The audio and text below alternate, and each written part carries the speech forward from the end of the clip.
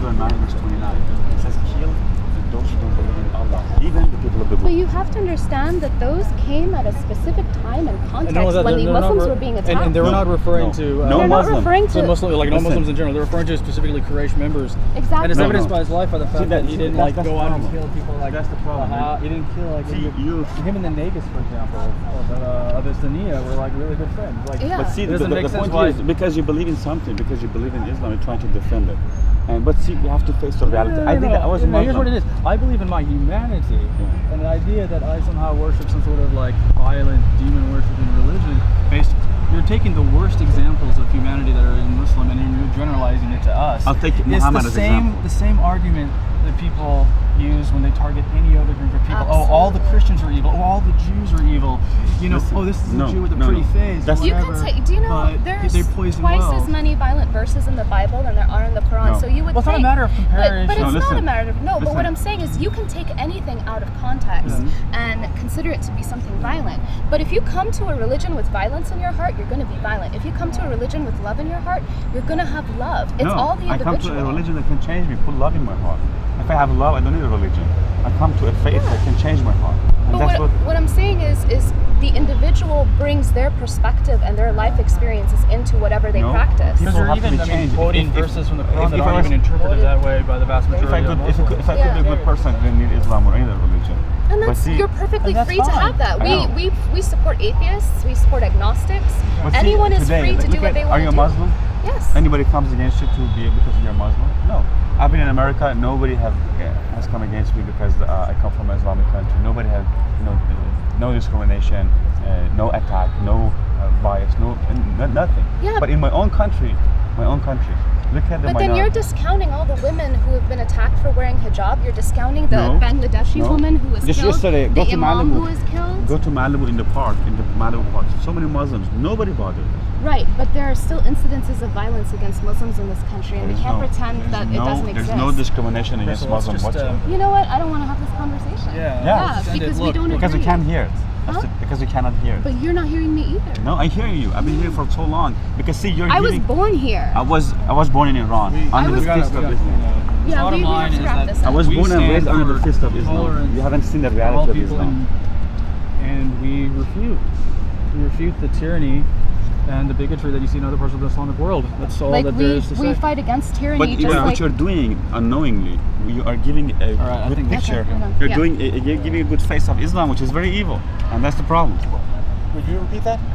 Yes. Some people who basically claim to be Muslims and they have no idea what Islam says, or they do and they're trying to mislead people. What they do, they give a good picture of Islam and they say, oh, Islam is peaceful, Islam loves everybody. But based upon what text? Based upon what example? Did Muhammad have an example? We cannot look at a bunch of people and then basically decide based upon those people that an ideology is legitimate. We look at the ideology and we examine the ideology by itself. That what did Muhammad do? What did he say? He's the founder of Islam. But is that strict interpretation or that It's a plain hateful? Is it interpretation. being? Yes, it's a plain interpretation. You don't have to even interpret. Just look at the text and you see the things Muhammad did, the things Muhammad said. Muhammad married a 9-year-old girl when he was 50 years old. Married? Yes, he married and he slept with a girl who was 9 years old when himself was in his 50s. So somebody who is supposed to be an example to the rest of the world probably should not have been sleeping with a 9-year-old girl. And that's the point that we have been, those so-called peaceful Muslims are giving a good picture of Islam, while Islam has nothing to do with peace, nothing to do with tolerance, nothing to do with accepting others. It's all hate, it's all killing, it's all intolerance. Look at the Pakistan. Can Christians and Jews find peace in Pakistan? Can Christians and Jews find peace in Iran? Can Christians and Jews find peace in Saudi Arabia? Can Jews and Christians find peace in Iraq and in Syria and in other countries? They have been victims of Sharia law, victims of Islam. And what is so sad is to see that some Muslims who never tasted the reality of Islam, they're trying to give a good picture of Islam and to portray Islam as a peaceful religion. That some people have taken it out of context or to extreme and they're abusing it. But this is the reality of Islam. Islam sounds peaceful where it doesn't have power. But the moment they gain power, Islam gets its own way, then becomes violent. And that's exactly what Muhammad did. That's why in Quran we see so many contradictions. Muhammad, in one place he says, oh, Jews and Christians are the people of the book. Then we see in other places it says, kill the Jews and the Christians and those who don't believe in Allah. So which is which? Muhammad said that peaceful verse when he didn't have much power, when he was in Mecca. Then when he moved to Medina, the same person, Muhammad, said, kill those who don't believe in Allah. Kill them. That's why if you look at Saudi Arabia's flag, you see it says there is no God but Allah and Muhammad is his messenger. So there is no God but Allah and Muhammad is his messenger. And then underneath there's a sword, meaning this was the motto, this was their message. Either you believe in Allah or we treat you with a sword. And that's exactly what I'm against. And Islam is very evil, very, very evil. And Islam hates people who don't believe and agree with it. In fact, the word Islam means submit. It's a command. You have to submit to the tyranny of Islam. You have to submit to the law of Islam. You have to submit to the force of Islam and to what Islam tells you. You have to submit. If you don't, then they treat you with a sword. And this is not just in a book. We see it in reality. We see it in Muslim countries, and both in action and in theory. We see it, and it's so sad to see some people are so deluded and so deceived that can't even believe that. But when she's saying that her brand of Islam is true and the others are distortions, is she right? Well, based upon what text? Based upon what text people believe that Islam is peaceful? Show me the text. And the radicals also bring their texts and their verses.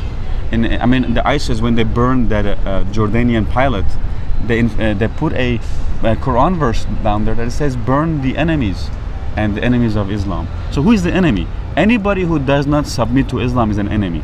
That's exactly what Quran says. Anybody who does not submit to Islam is an enemy. Look at it. Saudi Arabia, 1400 years ago, was a place like Los Angeles or New York. People had different ideologies. People worship God or they worship idols. Jews, Christians, everybody was free. Khadija was a Jewish woman who was a businesswoman. And Muhammad worked for her, and Muhammad was his wife. It was Muhammad's wife. Khadija was Muhammad's wife. And the thing is here, 1400 years later, Saudi Arabia, women cannot even drive. There is no one single church, one single synagogue, one single temple in Saudi Arabia. So what happened to all those people with diversity in Saudi Arabia? What happened? It disappeared because Islam cannot tolerate anything but Islam. So that's a sad day and sad thing. So are you saying that that it's justifiable to oppose Islam as a humanitarian interest?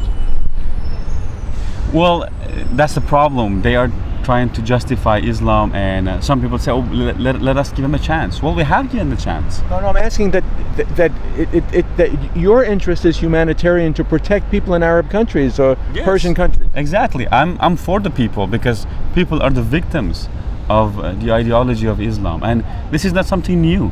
This is not something new that goes back to 100 years ago or 50 years ago or 20 years ago. This is something that has been going on for 1400 years. Ottoman Empire, they killed 1,500,000 Armenians. Muhammad himself, he killed thousands upon thousands of Jews and Christians and minorities and people who believe differently. So this is not something new. This is the continuation of an agenda to take over the world. What we know as crusades and when the Europeans raided against Muslims was when the Muslims were trying to take over the Europe.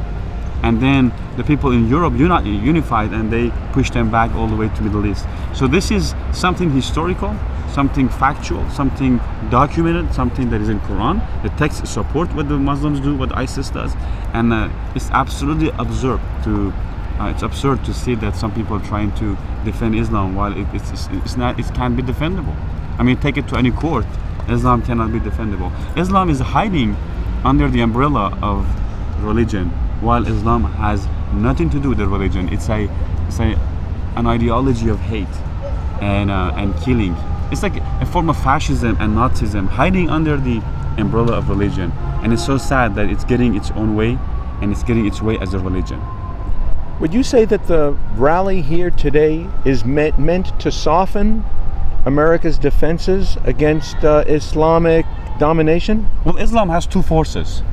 One of the forces of Islam is that one of the forces of Islam are in the Western countries say, oh, we're peaceful, we're good people. But back there, behind them, there's an army of violent people who are killing others. So which one we are to believe? Then we go to the text of Quran. And we go to the latter texts of Quran. And in the Quran, we see that Islam says that kill those who don't believe in Allah. And Quran says kill the minorities. Anybody who does not submit to Islam is a kafir or infidel, must be killed. Jews and Christians. And for example, Christians believe that Jesus is the Son of God. Okay? And in Quran, in Surah 9, the verse 29 and 30, it says those who call Jesus the Son of God, it says they are deluded and Allah's curse be upon them. So this is what Islam is teaching. This is the hatred that Islam is portraying. And Islam is not peaceful at all. And we need to be vigilant, and we need to be careful who we let in this country, who we allow to come to this country. I mean, Europeans, look at Europe. They open their arms wide open and allowed thousands of refugees to come to their countries. America is the most refugees have been accepted by U.S. government, by U.S., and they have come to the United States. You look at the Muslim neighborhoods, Muslim places in Michigan and in Chicago and different areas in Minnesota. They're free, they're living their lives. They have their job, they have their business. Nobody discriminates against them because nobody knows what Islam is. But thank God for media and for the internet day that people can see the reality of Islam in other part of the world. And we see that, I mean, those 19 terrorists who committed the 9/11. Did anybody hate them? Did anybody discriminate against them? Did anybody was mean to them? No. They do this because they believe in an ideology. They believe this because Islam is wicked, and there's nothing peaceful about Islam. Islam is the problem. Islam is the ideology of hate, and we need to defeat it. We need to stand against it. And I see the day, and I pray, and I wish that we have a day that Islam become illegal in the Western countries, and even in Muslim countries. Even in Muslim countries, I can tell you, in Iran, 80% of people hate Islam because they have been not a victim of a regime, but an ideology. Women have been oppressed by men because of what Islam says. Islam says that women are half of a man. The value of a woman is half of a man. So we see that the hatred that Islam is portraying. Okay.